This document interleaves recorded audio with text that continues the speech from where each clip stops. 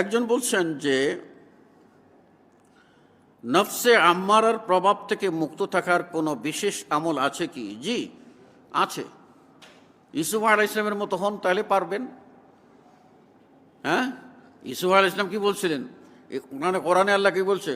ওমা উবাররিউ নফসি ইন্নান নফসা লাআম্মারাতুম বিসসু। আমি আমার নফসের পবিত্রতার বড়াই করি না। নফসের ভিতরে এমন একটা রিপু আছে যা মানুষকে আপনার খারাপের দিকে ধাবিত করে।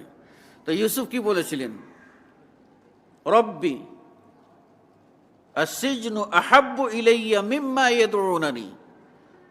ওরা যে আমাকে যে জৈবিক চাহিদার দিকে আমাকে ডাকছে, আমার সৌন্দর্য উপভোগ করার জন্য যারা ডাকছে, দৈহিক কামনা মনোবাসনা পূরণের জন্য আমাকে ব্যবহার করতে চাচ্ছে, ওর থেকে আমার জন্য জেলখানাই ভালো।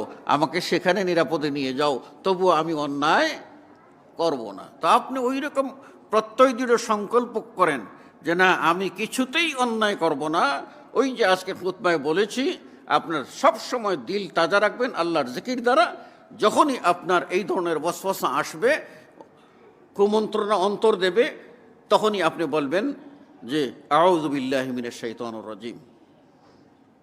তাহলে দেখবেন যে ইনশাআল্লাহ আপনার এই ধরনের নফসে আম্মারা আপনার কাজ করতে, মানে আপনাকে কুমন্ত্রণা দিলেও সেটা প্রভাব আপনার আমলে পড়বে না। পক্ষান্তরে আপনি যদি বলেন যে হ্যাঁ দেখি না, পরে একবার তওবা করে ফেলবো, তো এই ধরনের করতে গেলে হয়তো তওবার সুযোগ নাও পেতে পারেন, জীবনে কঠিন সমস্যা হয়ে যাবে।